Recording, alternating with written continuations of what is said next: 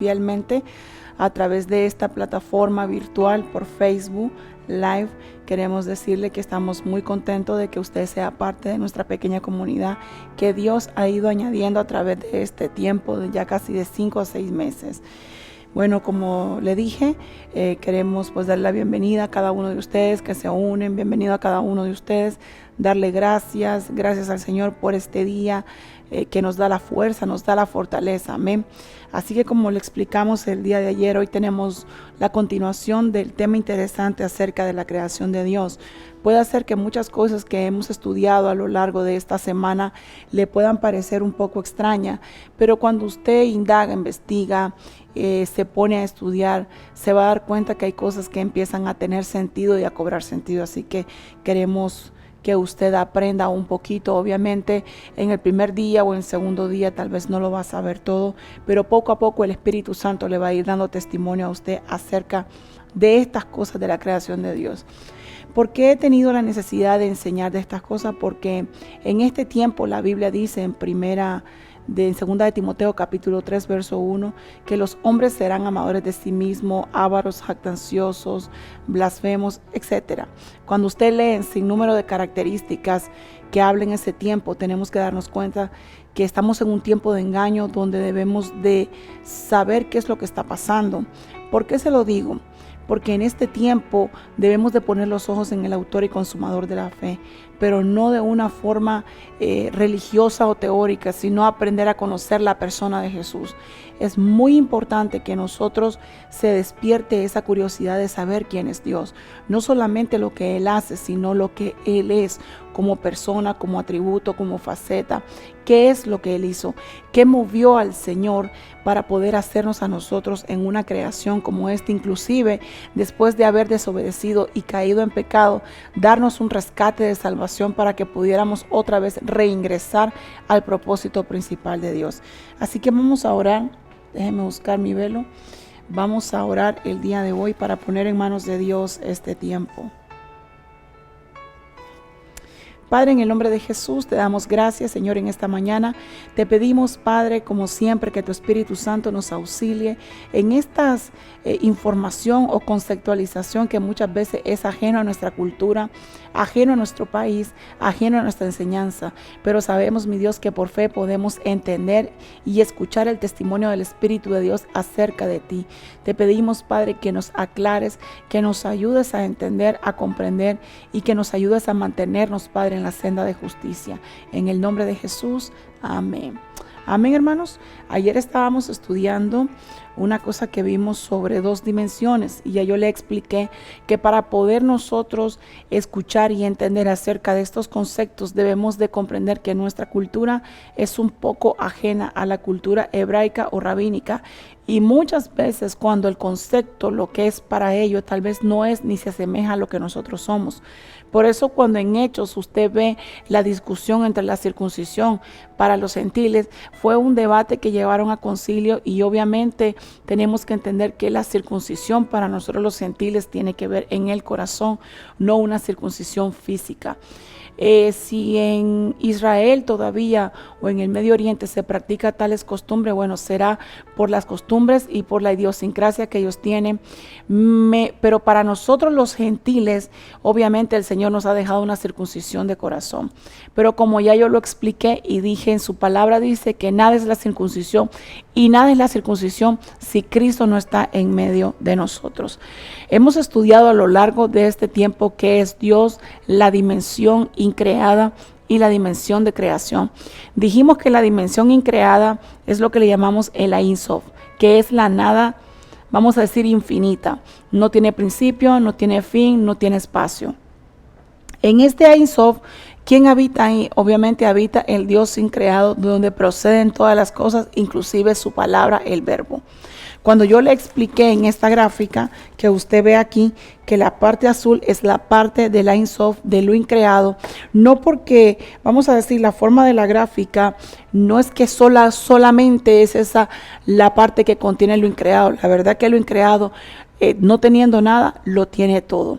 entendemos que al Dios increado que está ahí no lo contiene ninguna condición creada porque Él es todo.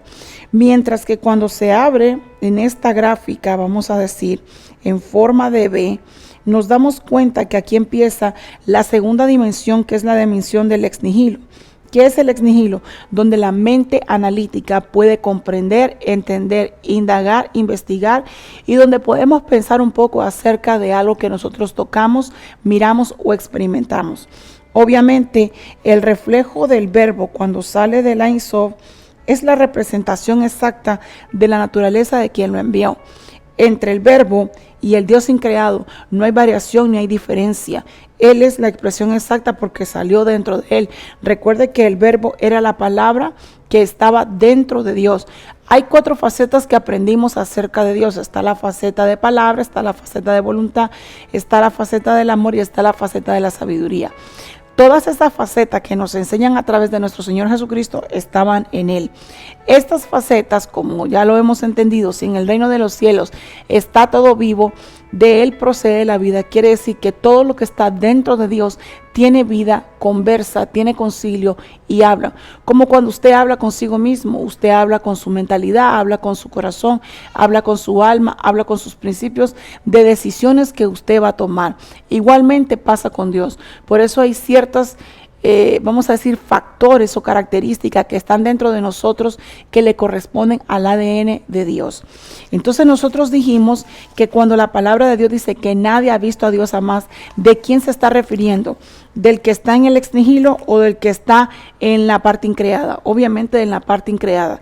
Y yo le expliqué el día de ayer que si él lograra, vamos a decir, salir, un ejemplo, salir de esa condición, obviamente lo que está en la creación, como es menor a lo que está acá, esto dejaría de existir, no sería más, porque Él cubriría con su gloria todo lo que tiene que ver con la creación y el espacio. Por esa razón es que el verbo vino a hacer el trabajo de un enviado, de un servidor, de un siervo, de un profeta, de un apóstol, de un evangelista, para poder predicar las enseñanzas de nuestro Padre.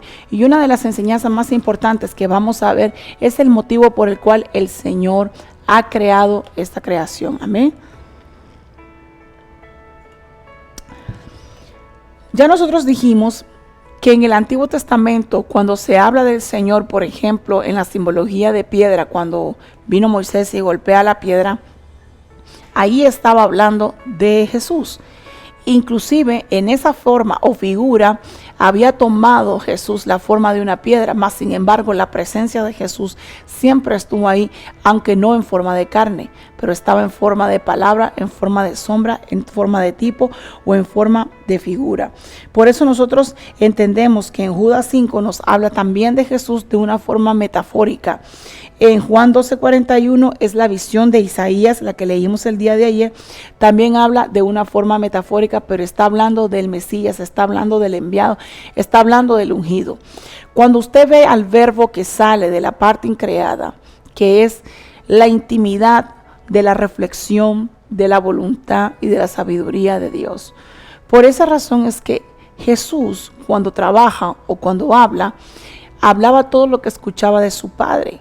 Tenemos que nosotros ir ampliando nuestro conocimiento acerca de cuando leemos la Biblia. Siempre le he dicho que para leer la Biblia no la puede leer ni a velocidad de avión ni a la velocidad de un jet.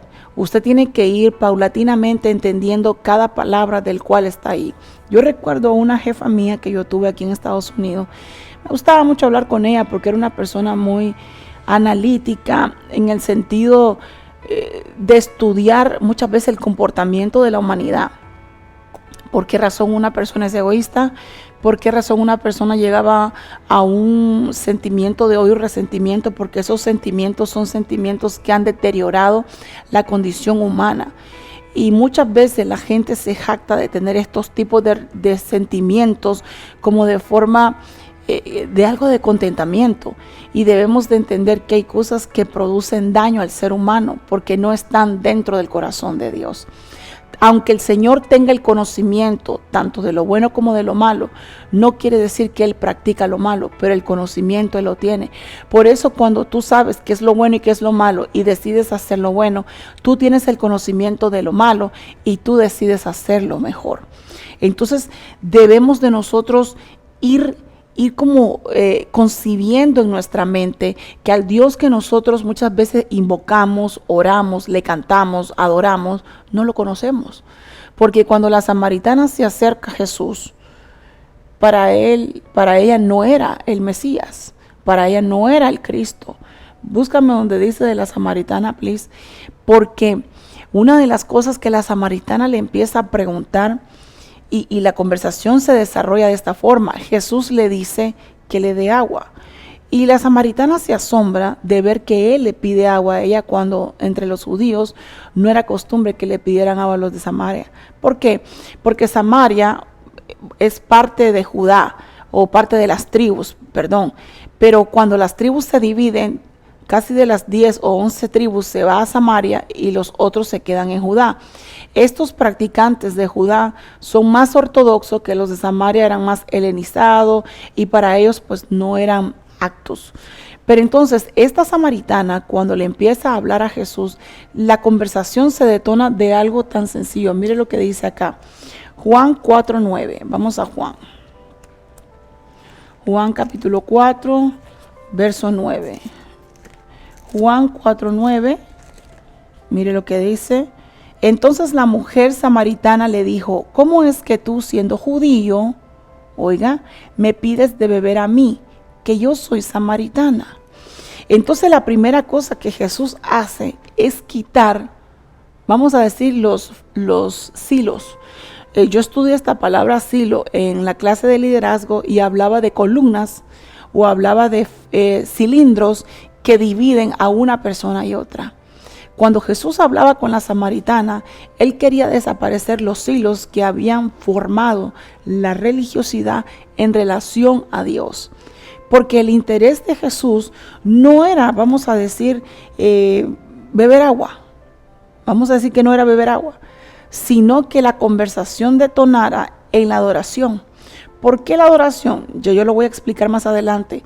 Porque la adoración es el punto central o principal del motivo, la causa, las intenciones del por qué Dios creó. Entonces, cuando Dios mira a una persona que tiene toda la intención de adorarlo, el Señor se va a dejar encontrar. Porque es uno de los motivos por el cual el Padre envía a su Hijo. Entonces le dice en el verso 10, respondiendo Jesús, le dijo, si tú conocieras el don de Dios y quién es el que te dice, dame de beber, tú habrías pedido a él y él te hubiera dado agua a ti, agua viva. Entonces, ¿cuál era la diferencia entre los samaritanos, una pecadora, y entre los judíos ortodoxos? Para Jesús ninguna, porque la adoración, tanto para el ortodoxo como para, el helenizado, tenía sentido para Dios porque era el motivo principal por el cual el Señor mandó a Jesús. Entonces dice acá, ella le dijo, Señor, no tienes con qué sacarla y el pozo es hondo. ¿De dónde pues tienes esa agua viva? ¿Acaso eres tú mayor que nuestros padres Jacob, que nos dio el pozo del cual bebió él mismo, sus hijos y su ganado? Respondió Jesús y le dijo, todo el que beba de esta agua volverá a tener sed. Pero el concepto de tener sed o de beber agua para Jesús no era la agua física como nosotros que bebemos agua, sino que el agua estaba representando al Espíritu de Dios. Quiere decir que esta mujer tenía sed, pero no una sed física. Entonces, la conversación se detona porque la Biblia dice que él se va a dejar encontrar. Y dice acá, ella le dijo, Señor, no tienes con qué sacarla y el pozo muy hondo. En el 12, ¿acaso eres mayor? Pero en el 13 dice, respondió Jesús y le dijo, todo el que beba de esta agua volverá a tener sed, dice. Pero el que beba del agua que yo le daré no tendrá sed jamás. sino que el agua que yo le daré se convertirá en él en una fuente de agua. Cuando usted estudia la fuente de agua, mire lo que dice acá. Fuente de agua, déjeme buscar mi lápiz. Si usted ve aquí donde dice fuente de agua, ¿dónde estamos? Fuente de agua, en el 14, pero el que bebe del agua que yo le daré no tendrá sed jamás, sino que el agua que yo le daré se convertirá. Entonces nosotros vemos que en el Señor hay transformaciones a crecimiento. En el Salmo 1.1, no pierda Juan 4, en el Salmo 1.1, si usted va conmigo, Salmo 1.1 dice acá: cuán bienaventurado es el hombre que no anda en el consejo de los impíos, ni se detiene en el camino de los pecadores, ni se sienta en la silla de los escarnecedores, sino que en la ley del Señor está su deleite. En su ley medita él de día y de noche. Y ahí dice, será como un árbol firmemente plantado junto a corrientes de agua. Estas corrientes de agua son la figura del Espíritu de Dios, de la intervención del Espíritu de Dios con sus hijos, que da fruto a su tiempo. Dice que el agua, por eso es que cuando el Señor Jesús le dice a la samaritana, el agua que yo te daré se convertirá en una fuente de vida. Esta fuente de vida no solamente produce una vida permanente o constante, sino que produce fruto y crecimiento, porque dice acá que da su fruto a su tiempo y su hoja, que son las obras o la demostración, no se marchita, en todo lo que hace prospera. Esta palabra prospera en el verso 3 dice que tiene éxito. Por esa razón, cuando el Señor habla con la samaritana, le está revelando un misterio que obviamente cuando los discípulos empiezan a verlo, que está conversando, mire, empieza. Y dice acá, pero el que beba del agua que yo le daré no tendrá sed jamás, sino que el agua que yo le daré se convertirá en él una fuente de agua que brota para vida eterna. La mujer le dijo, Señor, dame esa agua para que no tenga sed ni venga hasta aquí a sacarla. Por eso cuando uno conoce a Jesús, no tiene esa variación de duda, de cavilaciones o de cambio constantes de dioses. Por eso la idolatría para. ¿Por qué? Porque aquí dice, esta mujer dice, si tú me das esa agua, no tendré necesidad de regresar a este pozo, porque sé que tú vas a saciarme. Por eso cuando usted lee todas estas palabras acerca de la samaritana, muchas veces tenemos que apoyarnos en eso, porque la samaritana está representándonos de alguna forma al gentil. Entonces mire lo que dice acá, dice aquí, respondiendo la mujer le dijo, y él le dijo en el verso 16, ve, llama a tu marido y ven acá. Respondiendo la mujer y le dijo, no tengo marido. Jesús le dijo, bien has dicho, no tengo marido, porque 5 maridos has tenido y el que ahora tienes no es tuyo. En eso has dicho la verdad. O sea, que estando con Jesús, estando en la presencia de Dios, es muy importante estar en la verdad. Quiere decir que el Señor provocó que ella confesara su pecado. Por eso cuando viene la presencia del Espíritu de Dios, te da convicción de pecados. Y tú no necesitas una evangelización tipo infierno o tipo lago de fuego, sino que el Espíritu de Dios empieza a ministrar tu corazón a través de la palabra. La mujer le dijo, Señor, me parece que tú eres profeta. Nuestros padres, y ahí viene, adoraron en este monte. Y vosotros decís que en Jerusalén está el lugar donde se debe de adorar. La preocupación de esta mujer era darle devoción a Dios. Porque una de las cosas que Dios creó es para que tuvieran devoción por Él. Porque la devoción es parte de la expresión del amor que uno siente por alguien o por Dios. Y dice acá, Jesús le dijo, mujer, créeme, la hora viene cuando ni en este monte ni en Jerusalén adoraréis. Y ya no le dice a Dios, le dice al Padre.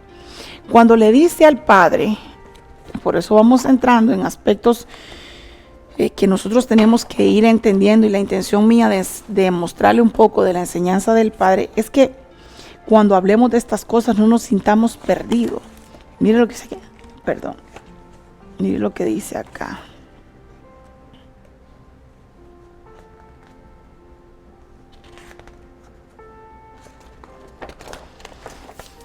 Dice acá, la primera cosa que hace Jesús cuando viene a la tierra y se encarna es tratar de tener un acercamiento entre Dios y el hombre. Quiere decir que Dios siempre tuvo la intención de acercarse al hombre. Por eso es que cuando estaba en el huerto Adán, el Señor lo llamaba y tenía la confianza de llamarlo. Por eso Adán dice, te escuché, tuve miedo y me escondí. No era la primera vez que Dios llegaba ahí. No lo dice con antelación, pero no era la primera vez. No es que el Señor creó a Adán y a Eva y al segundo día ellos pecaron. Ellos fungieron como mayordomo dentro de ese huerto, porque ese huerto tenía como característica donde Dios se deleitaba en su creación. La palabra deleitarse obviamente es donde se complacía. Por eso una de las cosas que expresa el amor de Dios es la complacencia. Cada vez que tú satisfaces el deseo, el anhelo de alguien, estás complaciendo a alguien. Tenemos que tener muchísimo cuidado con respecto muchas veces a los conceptos que nosotros occidentalmente aprendimos, pero que en orientalmente muchas veces no es. Es mucho más amplio de lo que nosotros creemos y pensamos. Por eso una de las cosas que dice, nuestros padres adoraron este monte, pero le dice Jesús, créeme que la hora viene cuando ni en este monte ni en Jerusalén adoraréis al Padre. Y le dice, o sea que la adoración ya no es al ángel de la teofanía. La adoración ya no es a una idea arcaica acerca de Dios. La adoración ahora es al Padre. Entonces Dios le ofrece la paternidad a esta mujer samaritana que los judíos ortodoxos, o vamos a decir, los judíos ortodoxos tenían como contaminados a los de Samaria. Por eso tenemos que nosotros muchas veces entender la connotación de Samaria y la connotación de los judíos o de Judea, para que podamos ver por qué es que ellos estaban un poco separados, aunque ellos pertenecieron en algún momento a las 12 tribus de Jacob. Pero cuando el Señor Jesús viene, lo que está haciendo es agrupando a su remanente. Y cuando el Señor agrupa a su remanente, lo hace por medio de su palabra. Por eso cuando tú conoces al Dios que te llama, tienes menos temores y menos inseguridad en lo que pueda pasar o en lo que pueda acontecer. Entonces cuando le dice en el 22, vosotros adoráis lo que no conocéis. Nosotros adoramos lo que conocemos, porque la salvación viene de los judíos. Pero la hora y ahora es cuando los verdaderos adoradores adorarán al Padre, y vuelve a decir al Padre. Y entonces Jesús empieza a mostrar que el Dios quien lo llamó fue el Padre. Entonces la relación empieza a escalar entre la creación y Dios. Ya no es un Dios que señorea sobre la humanidad en un sentido figurativo lejano, sino que este Dios decide adoptar a los que están en la tierra y hacerse su Padre. Entonces, la relación que era figurativamente, vamos a decir, distanciada, o que teníamos que tener intermediarios, se vuelve íntima. Y ese es el Dios que nosotros tenemos que conocer, porque el actuar de Dios se asemeja más a su naturaleza que casi siempre a nuestra predicación. Usted puede decir que Dios es amor, pero muchas veces la gente no siente el amor de Dios. ¿Pero por qué no lo sienten? Porque están enfocados en una idea teórica, no en la persona de Cristo. Entonces dice acá, vosotros adoráis lo que no conocemos, pero en el 23, pero la hora viene y ahora es cuando los verdaderos adoradores adorarán al Padre, y dice, en la condición en espíritu y en verdad. Y aquí le voy a hacer una pregunta. ¿Usted cree que los espíritus pueden amar?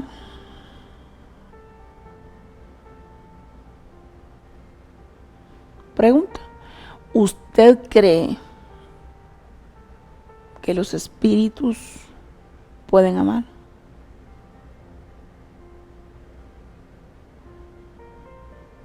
¿Por qué será que el Señor, una de las facetas que Él sobresalta, vamos a decir con highlighter amarillo, es el amor de Dios? Porque la Biblia dice que aunque tú hagas sacrificio, aunque tú quemes todito tu cuerpecito, si tú no tienes amor, de nada te sirve. ¿Qué es lo que el Señor realmente nos ha querido enseñar desde hace mucho tiempo? Porque este cuerpo en el que nosotros estamos de alguna forma encarcelados es debido a un pecado. Pero antes, ¿cuál era nuestro cuerpo? ¿Cuál era nuestra confección en la cual nosotros estábamos previamente antes de Adán? Porque obviamente este cuerpo en el que nosotros fuimos entretejidos no había pecado. Entonces la condición era distinta. Más sin embargo, Dios descendía al huerto y se deleitaba con la creación que estaba ahí. ¿Los espíritus pueden amar? Sí, claro que sí. Porque el amor no tiene que ver con la emoción. El amor es un espíritu del Padre que se posa sobre el Hijo y lo de que el Hijo da se posa sobre su creación. Por eso es que el Señor Jesús dice, yo os amé primero.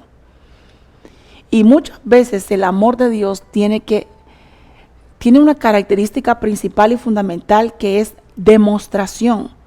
Si tú no demuestras a alguien que tú amas, de nada te sirve que digas que lo amas. Por ejemplo, yo hablaba con una amiga y le decía, hay 3 tipos de niveles de amor. El nivel eros, el nivel fileo y el nivel ágape.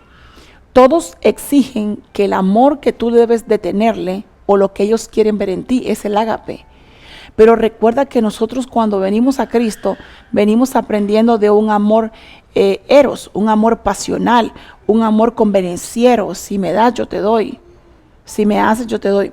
No existe en el cristianismo en este momento, y yo no creo que sea por el cristianismo, no es por eso, porque en todos los movimientos que de alguna forma buscan la sabiduría del hombre, tienen como condición de amar, pero todos tienen problemas en amar, porque si no tuvieran problemas no estarían todavía en la tierra. Entonces, una de las cosas más importantes es que toda la gente quiere que tú los ames con el amor ágape, pero ellos te quieren amar con el amor que ellos quieren, amarte mientras ellos quieran, mientras ellos puedan, mientras se le antoje. Entonces, como Dios conoce la característica humana, que es muy voluble y muy cambiante, cuando tú tienes al Espíritu Santo, tienes un poco de estabilidad, porque no te dejas llevar por el amor pasional, sino por las instrucciones de Dios. Pastora, cualquier matrimonio, amigo, hermano, primo, hermano, pasa por dificultades de relaciones. Sí, yo no sé cuál es el escándalo. Yo no entiendo cuál es el escándalo. Toda persona pasa por diversas situaciones difíciles. Unos las cuentan y otras no. Y otros cuentan las historias de lo que no les conviene, de lo que no les interesa, pero les gusta porque son chismosos. Pero la pregunta es que el amor de Dios tiene que estar en la humanidad porque es el reflejo del amor del Padre. Entonces, cuando esta mujer empieza a preguntar, lo que le preguntó es, ¿dónde debemos amar a Dios o demostrarle que lo veneramos y lo amamos?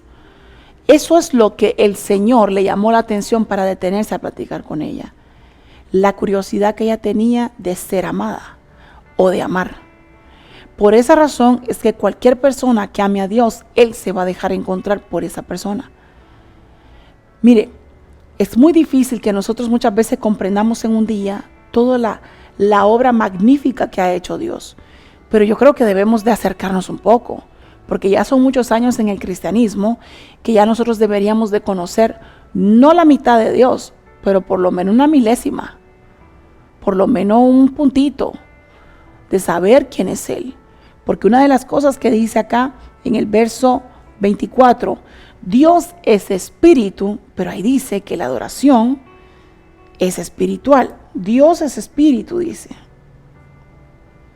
Entonces, si Dios es espíritu y ama, ¿los espíritus aman? Sí. ¿Y los espíritus odian? También. Por eso, una de las puertas más grandes por la que entra el resentimiento es el alma. Porque en el alma se alojan los sentimientos, todo lo que es la sensibilidad, todo lo que es la parte, vamos a decir, más voluble o más frágil de la humanidad. La Biblia dice que el espíritu está presto a escuchar la palabra.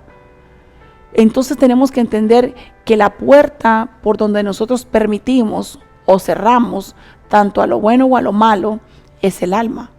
Las emociones nos ayudan a nosotros a sensibilizarnos, porque si no fuéramos como los ángeles, sin sentimientos porque los ángeles lo que hacen son directrices y principios.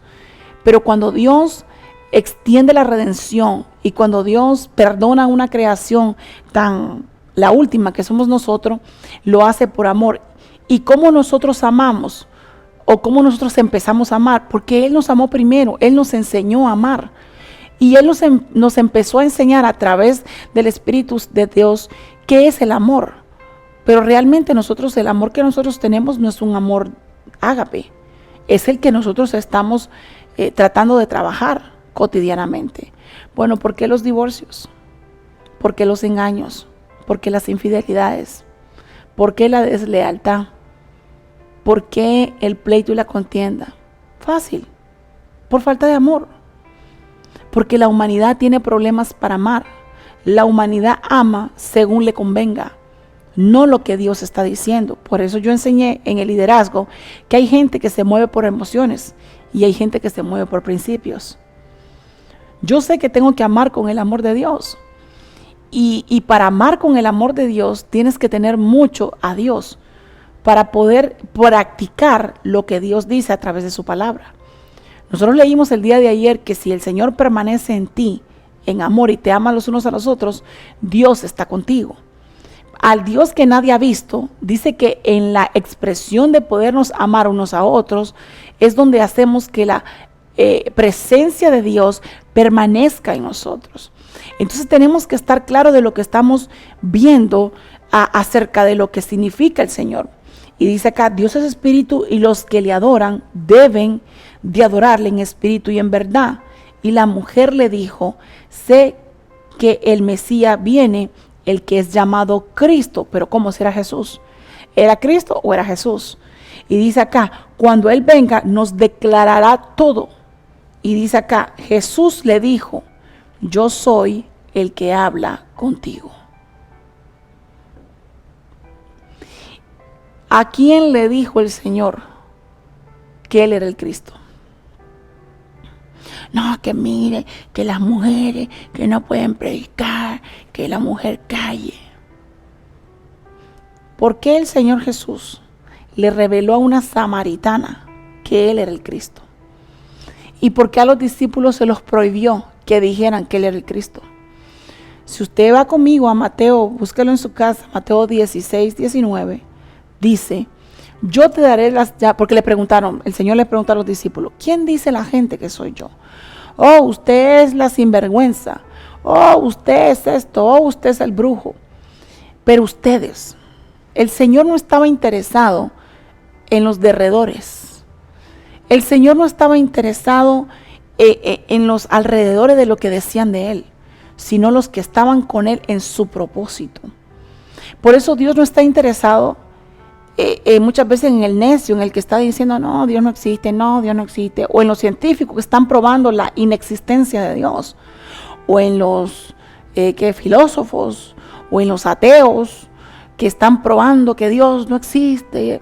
¿Ok? ¿Dios usted lo ve traumatizado? ¿Acaso Dios ha ido al psicólogo para que le quiten el trauma de todo lo que han dicho de Él? No, porque Él sabe quién es. Entonces una de las condiciones que refleja a Dios es la estabilidad de su propósito. Entonces tenemos que entender que cuando Él le dijo, ¿quién dice la gente que soy yo? Oh, tú dices que eres Jeremías, el profeta, el rabino, el maestro, pero ustedes, tú eres el Cristo, el Hijo del Dios viviente. Y le dijo, bienaventurado eres Pedro, porque no te lo reveló ni sangre ni carne, sino mi Padre que está en el cielo. Y vuelve a mencionar al Padre. Quiere decir que a Pedro le reveló el Padre quién era el Hijo. Pero a la samaritana, el Hijo le revela de sí mismo quién es que lo envió. entonces hay una sincronía entre el Padre cuando exalta al Hijo y el Hijo cuando exalta al Padre. El Señor Jesús le dijo: yo soy el Cristo, el que habla contigo. ¿Por qué le dijo a los discípulos? No se lo digáis a nadie. Pero Él reveló su identidad de sí mismo a la samaritana, a una mujer que tenía más de 5 maridos, a una mujer repudiada, a una mujer que no tenía derecho de hablar en la sinagoga, a una mujer que la mandaban callar. El Señor le revela dónde debe de adorar y a quién debe de adorar y quién era el que se lo estaba diciendo. Y mire lo que dice en el verso 27. En esto llegaron sus discípulos y se admiraron de que hablara con una mujer, pero ninguno le preguntó: ¿qué tratas de averiguar o por qué hablas con ella? Entonces la mujer dejó su cántaro, fue a la ciudad y dijo a los hombres: venid, ved a un hombre que me ha dicho todo lo que yo he hecho. ¿No será este el Cristo? Y salieron de la ciudad e iban a él. Mientras tanto los discípulos le rogaban diciendo: Rabí, come. Pero él le dijo: yo tengo para comer una comida que vosotros no sabéis. Los discípulos entonces se decían entre sí: ¿le habrá traído a alguien de comer? Jesús le dijo: mi comida es hacer la voluntad del que me envió y llevar a cabo su obra. Entonces, para el Padre era la voluntad que hablara con la samaritana. Pero para los judíos no era bien visto que un judío hablara con uno de Samaria. Más la voluntad del Padre sobrepasaba los pensamientos de Dios. Por esa razón yo quiero enseñarte quién es el Padre, porque todo el conocimiento del Padre radica y supera el pensamiento, los deseos, el entendimiento o aún la meditación del hombre. Por esa razón, cuando nosotros entendemos quién es el Padre, no vamos a estar discutiendo y peleando y aclarando y tornando. Tenemos que ir aprendiendo a madurar en referencia a quién es Cristo. Si Cristo se reveló a la samaritana y ahí le dijo a los discípulos que era voluntad de Dios que Él se le revelara a ella, que le diera la accesibilidad de la adoración, de la razón por lo que Él estaba en ese pozo, la razón de la existencia de Él, la razón por el envío, la razón por lo que Él había propiciado ese momento. Entonces, es muy importante que tengamos eso en mente, la figura de la samaritana, porque nos está revelando ya Dios cuál es la intención de Él con su humanidad. Es que lo venere, es que lo adore, es que lo exalte, que le dé tributo. ¿Pero por qué? ¿Por qué el Señor quiere eso? Entonces, ayer estudiamos un poquito que a Dios nadie lo ha visto jamás. Entonces, y dijimos montones de versos. Pero si usted va a 1 Samuel 10:17, que hay una cosa que me encanta de Samuel, de verdad, que es el reflejo, la figura de la iglesia y del cuerpo sacerdotal que Dios quiere para los suyos. Porque de Samuel dijo: levantaré para mí un sacerdote fiel que haga conforme a los deseos de mi corazón y de mi alma. Porque los deseos y los anhelos, cuando son satisfechos para Dios, esta persona logra entender un poco lo que es el amor a Dios. Entonces, en 1 Samuel 10:35, creo que está aquí atrásito, 1 Samuel 10:35, amén. 10:35, mire lo que dice acá. 10:7 dice aquí: cuando estas señales te hayan sucedido, haz lo que la situación requiera, porque Dios está contigo. En la dimensión de lo que nosotros estamos, 1 Samuel 16, yo decía, ¿por qué no me suena? 16:7, perdón. Pero el Señor dijo a Samuel: no mires a su apariencia, esto me encanta, ni a lo alto de su estatura, porque lo he desechado. Cuando nosotros logramos comprender, y me va a escuchar bastante la palabra comprender, porque quiero llegar al sentido del entendimiento de su mente o de los ojos de su corazón. Cuando el Señor te dice algo, analízalo. No lo abortes ni lo dejes para mañana. analiza lo que Dios está diciendo, porque puede ser que en lo que Dios te esté diciendo, ya Dios te diga lo que te va a sobrevenir. Una hermana me decía a mí, pastora, mire, están pasando situaciones difíciles, ¿qué usted piensa? Yo no pienso nada. Yo le dije a esta persona, lo que ha de ser sucederá, y cuando tú estás dentro del plan de Dios, no puedes hacer absolutamente nada más que esperar en Dios. ¿Ok? Ni ores por algo que Dios está procesando en ti. Más bien ora que la fe te aguante. Porque ¿qué vas a hacer? ¿Vas a orar en contra de la voluntad de Dios cuando Dios ya ha determinado hacerlo contigo? ¿No? Entonces dice acá, pues Dios ve no como el hombre ve, pues el hombre mira la apariencia exterior, pero el Señor mira el corazón. Entonces, cuando vemos esto, nos damos cuenta que muchas veces la dimensión de la que Dios habla ver no requiere del ojo, sino que Dios mira y comprende la intención, la metodología o la forma por la que estás realizando tal o cual cosa. Por eso, cuando vemos en Juan 1:18, vamos a Juan 1:18, esto es descartando que nosotros muchas veces andamos más por vista que por fe, y Dios está descartando que tu andar en Él tiene que ser por vista, más tiene que ser por fe. Acuérdense lo que enseñé, que la fe purifica el corazón de nosotros. En Juan 1:18, vamos a Juan 1:18. En Juan 1:18 dice esto: nadie ha visto jamás a Dios, el unigénito Dios. Cuando hablamos de Dios unigénito, aquí lo tengo, el Hijo que está en el seno del Padre, Él le ha dado a conocer.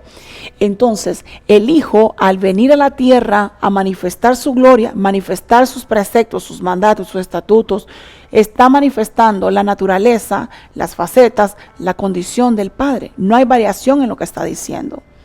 Entonces quedemos claro que aunque tú no lo veas con ojos naturales, tú sabes que Dios mira por la forma que tú practiques la palabra. La Biblia dice que aunque no has visto a Dios jamás, cuando tú te amas unos a otros, en eso sabes que hay permanencia de presencia de Dios en ti. Y aquí está diciendo que está hablando del Hijo unigénito que está en la intimidad del Padre, pero Él dice, te dará a conocer cuál identidad del Padre, como a través de todo lo que Él haga conforme a los deseos y el corazón de Dios. Entonces, para nosotros poder ir ampliando, tenemos que entender que la condición del Padre es una condición más amplia a nuestros conceptos occidentales. Por eso cuando lo único que sabemos de Dios es que Dios es bueno, lo único que sabemos de Dios es que Dios restaura, lo único que sabemos de Dios es que Dios sana. Sí, Dios hace todo eso, pero hace muchísimas más cosas. Dios es superior a muchísimas más cosas. Es un Dios creativo, creó creaciones con la intención de buscarle una ayuda idónea al Padre, a buscarle esa isha al Padre, esa mujer que se comprometa, que le sea fiel, que le sea leal. Entonces, por eso cuando vienes a Cristo, una de las cosas que Dios trabaja con nosotros es la fidelidad y la lealtad. Muchas veces la gente se jacta porque yo creo que no sabe lo que dice. Oh, yo soy fiel a Dios. ¿Ok? ¿Y por qué tu actuar o tu conducta corresponde a todo lo que dice en contra de la Biblia? ¿No será que estamos leyendo una Biblia distinta? ¿O no será que el conocimiento que me está llegando no es la luz verdadera? Yo me tengo que hacer esas preguntas, porque antes que tú tuvieras este famoso conocimiento de la luz verdadera, tú conociste a Jesús. Entonces dice acá en Efesios 1:18, Efesios 1:18, si usted va conmigo a Efesios 1:18, mire lo que dice. Efesios 1:18, dice así: mi oración es que los ojos de vuestro corazón sean iluminados, para que sepáis cuál es la esperanza de su llamamiento, cuáles son las riquezas de la gloria de su herencia en los santos. Entonces, cuando miramos esto, nos damos a conocer que Dios tiene una existencia que ni la mente humana ni la mente analítica puede comprender. ¿Por qué razón? Por eso es que dice que Los ojos de tu corazón tienen que ser iluminados. La palabra iluminado es que te da luz, te quita la ceguera, te quita las escamas, te quita las enfermedades visuales. Y estas enfermedades visuales no están en los ojos, están en el corazón. Por eso cuando logras comprender la existencia de Dios, el conocimiento de Dios, el conocerlo a Él, no es solamente decirle, hola, mucho gusto, yo soy tu siervo, oh, tú eres Dios, no, sino conocer lo que piensa, lo que anhela, lo que desea. Esa es una parte de conocer a Dios. Por eso Samuel era uno de los apreciados siervos de Dios, Daniel también, Jeremías también, Isaías. Porque eran hombres que se metían en la intimidad de Dios. Trataban de saber cuál es la voluntad de Dios, consultar a su voluntad, a su sabiduría, a su perfecto amor. Entonces, la mente humana no puede comprender la existencia existente del ser de Dios, porque es algo que no tiene variación, que ha permanecido por siempre. No importa si un gobernante grande o pequeño, o un político grande o pequeño, o un pastor grande o pequeño, dude de la existencia de Dios. Él existe, Él es. Por eso cuando Dios te llama, muchas veces nosotros, la iglesia de Cristo, hemos tratado de tener una vida más apegada a lo que la gente diga que a lo que Dios esté diciendo de nosotros. Entonces nos hemos alejado un poco de la fuente del Espíritu de Dios y nos estamos pegando a esas aguas que ya traen amargura, que traen hiel, que traen veneno. Recuerde que todo lo que usted oiga, vea o coma le va a servir tanto para edificación como para destrucción en su conocimiento, en su alma y en su ser. Entonces, este Ein Sof, los judíos, los rabínicos, le llaman la famosa soledad de Dios. La famosa soledad de Dios le llaman el Ein Sof.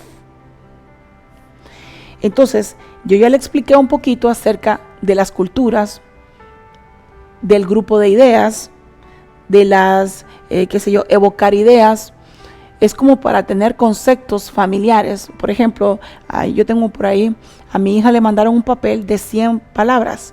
Estas 100 palabras constituyen lo que ella va a conversar en toda una vida hasta que se muera.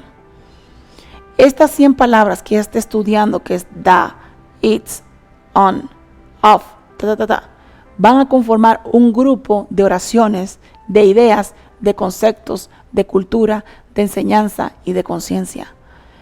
Esta forma de enseñanza van a forjar en nuestros hijos o en las personas que empiecen a aprender de estos conceptos, de estas palabras, conceptos distintos a los conceptos originales conforme a la cultura hebrea.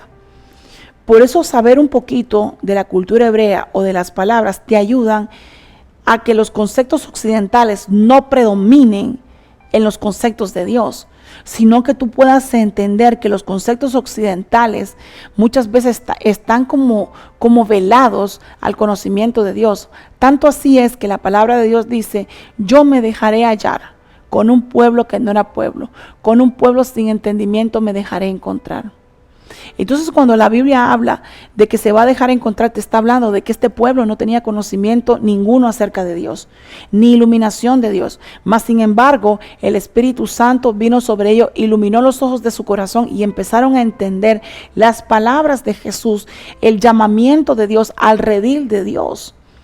Entonces entendamos que esta palabra Ein Sof es muy difícil de que nosotros la podamos analizar o aplicar, porque es una palabra que es ajena a nuestra cultura, a nuestro lenguaje, a nuestro idioma, inclusive a nuestro diccionario.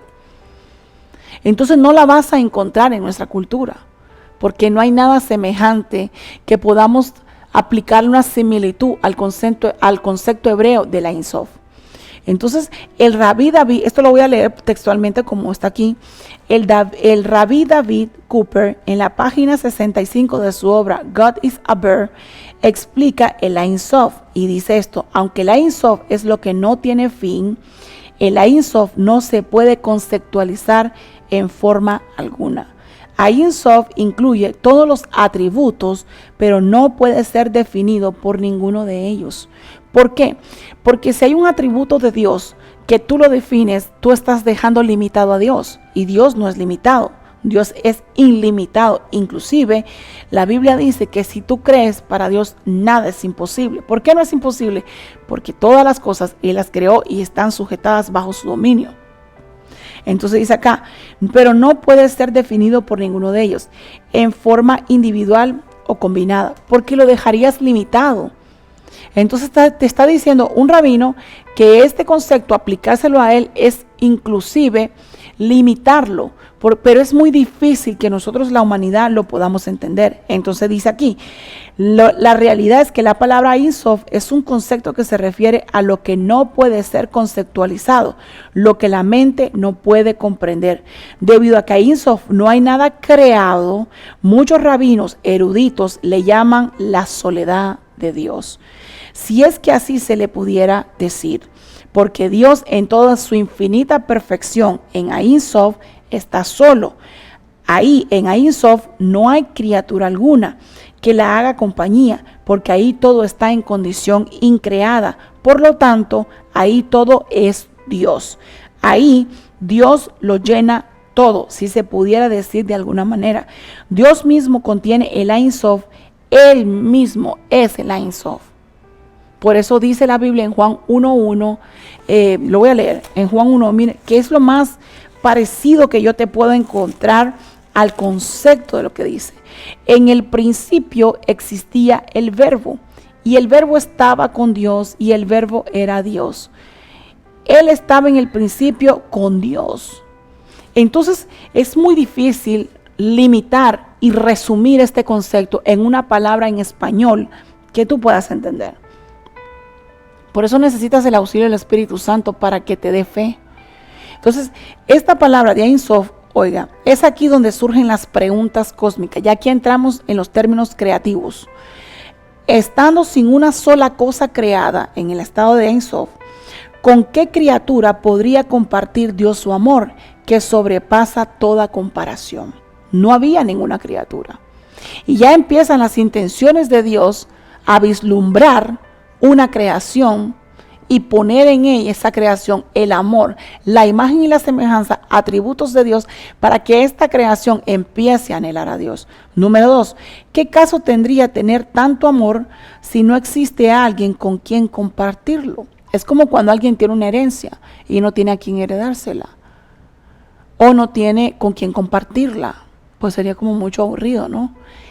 Número 3, ¿quién podría amar a Dios si no existen criaturas que lo veneren, que lo exalten, que le den tributo, que le den gloria, que expresen su amor, la necesidad de su presencia?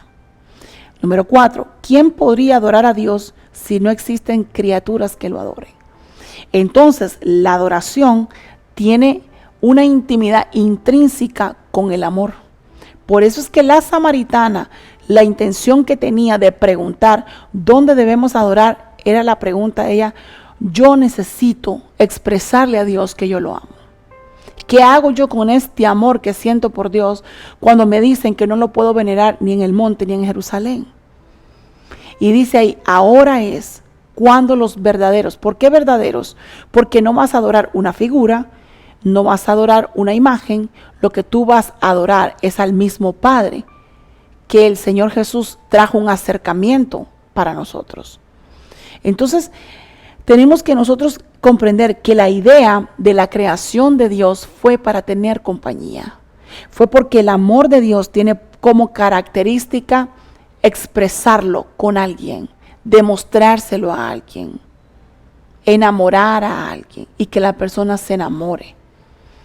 Y ahí es donde surge la intención de Dios de crear. Por eso, en el perfecto amor de Dios, ¿cómo se cumple? Cuando hay alguien a quien expresárselo.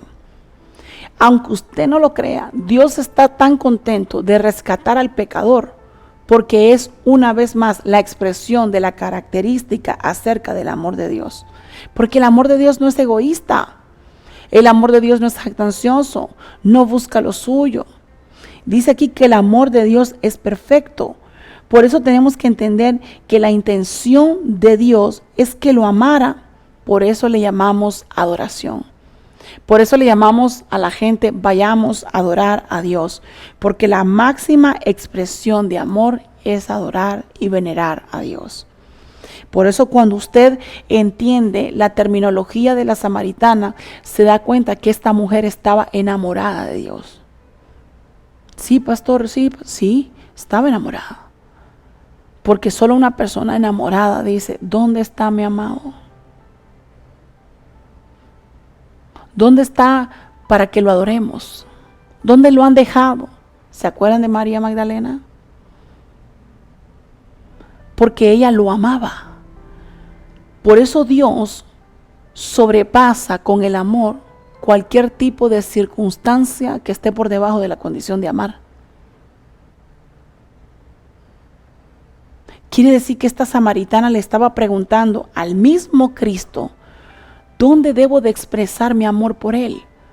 Uno me dicen que en el monte, otro en Jerusalén, me están privando de demostrarle que yo lo amo. ¿Por qué el Señor amaba tanto a David? Porque a David lo amaba. David le decía, Señor, que los dichos de mi boca, la meditación de mi corazón te sean gratos. ¿Qué le estaba diciendo? Pruébame, decía. Pruébame si te agrado. Por eso es que David logró conquistar el corazón de Dios. Porque lo conoció a la magnitud que usted y yo debemos de conocerlo. ¿Qué es lo que le interesa a Dios? Que lo amemos. Que lo adoremos. Porque Dios anda buscando que lo amen, que lo veneren, que lo anhelen, que lo deseen. No que Dios sea en una casa impuesto, sino que estás con Él porque quieres estar con Él. Lo único que Dios busca de nosotros es que usted lo ame. Porque del amor destila todo lo demás. Mire lo que dice en Juan 4:23. Juan 4:23. Juan 4:23. Mire lo que dice.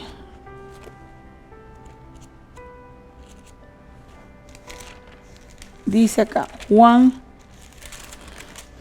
4:23 dice, pero la hora viene y ahora es cuando los verdaderos, vamos a decir, los que aman, adorarán, amarán al Padre en espíritu y en verdad. Que no sea por imposición, que no sea por costumbre, que no sea por un hábito, que no sea porque tienes que hacerlo, que no seas por religión, que no seas porque la gente diga, uy, mira cómo lo ama. Sino que realmente tu corazón supure amor a Dios. Porque Dios, lo único que Él necesita es que alguien lo ame. Pero ¿cómo? Si Él es Dios, ¿cómo Él tiene necesidades? Porque una de las condiciones del amor de Dios se cumple cuando encuentra una persona quien exprese amor por Él y Dios exprese amor por Él. Por eso es que Dios amaba tanto a Jacob que le dijo a Satanás, ¿te has fijado en mi siervo? Nadie como él, íntegro. Porque Job amaba a Dios y el Señor había visto el corazón de Job. ¿O porque el Señor lo va a traer a colación delante del diablo? ¿Qué dirá Dios de nosotros? ¿Será que estamos realmente demostrándole a Dios que lo amamos? O cuando vamos a la iglesia, estamos todos cansados adorando a Dios, cuando no sabemos que la adoración es la máxima expresión de demostrarle a Él que lo amamos. Por eso cuando no sabemos los conceptos, menospreciamos al Dios que nos creó.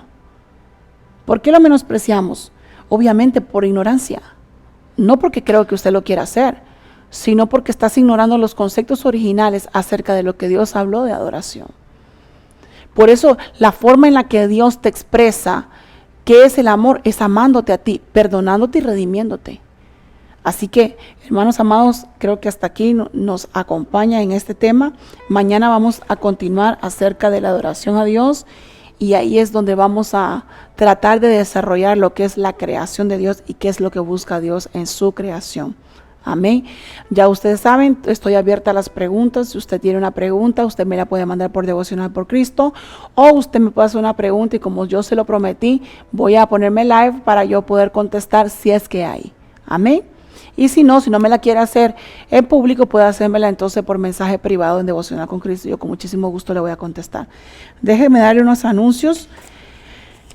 Tenemos mañana, obviamente hoy, Jesús no se cansa de enseñar con nuestro hermano Emilio. Vamos a estar la hermana Cris, el hermano Emilio, el hermano Rodrigo y la hermana Alejandra. Vamos a hablar acerca de la fidelidad de Dios en medio del desierto. Tenemos ODM Kids con nuestra hermana Martita. Si usted necesita ayuda, un recurso, algún tipo de metodología, usted puede llamarle a ella a través de la página. Tenemos ODM You Army, obviamente estamos con la hermana Cristian que nos está ayudando con los jóvenes. Si usted está interesado, debería de mandarle un mensaje a ella o escríbanos a la Iglesia Obra de Miami y obviamente muchísimo gusto se lo vamos a dejar saber. Tenemos Radio Más que Vencedores con este mismo programa que es Devocional con Cristo a las 6 de la tarde. Tenemos servicio jueves a las 7:30 y domingo a las 10 de la mañana. Tenemos nuestras intercesiones, ya ustedes saben los horarios. Obviamente cuando hay una cancelación se lo vamos a dejar saber y cuando hay una cancelación siempre va a ser por fuerza mayor, no porque querramos. Amén. Tenemos nuestro Devocional con Cristo todos los días, así que amados hermanos, esté pendiente para que podamos terminar esta enseñanza tan hermosa, bueno, que para mí lo es. Así que antes de irnos, quiero darle gracias a todos ustedes, como siempre se lo dije, por su fidelidad, por su lealtad, por su compañía. Nos sentimos muy bendecidos. Tal vez no tenemos miles de personas, pero con los que tenemos estamos muy contentos porque ustedes nos han acompañado en medio de una pandemia y hemos visto la mano de Dios. Así que vamos a orar. Ahí está usted en casita, así que vamos a orar. Padre, en el nombre de Jesús, te vengo a dar gracias, Señor, en esta mañana. Yo pido que tu Espíritu Santo empiece a hablar el corazón de tu pueblo, Señor. Que empiece, Señor, a traer esa luz, Señor, a la mente y a los corazones de mis hermanos con la intención de que ellos puedan ver, de que ellos puedan expresar, de que ellos puedan adorar, Señor, sin ningún obstáculo, Señor, entendiendo que esta es parte de una expresión de amor de nosotros hacia ti, Padre. En esta hora te doy gracias por cada una de las cosas que nos has permitido. Bendice a mis hermanos, Señor, y que tu Espíritu Santo vaya con ellos. En el nombre de Jesús, amén. Así que, amados hermanos, nos vemos el día de mañana a las 10 de la mañana. Queremos darle gracias y obviamente les saludo a la pastora Gabriela Martínez de los Ministerios sobre el Final de los Tiempos de nuestra Iglesia Obra de Miami. Espero sus preguntas. Amén.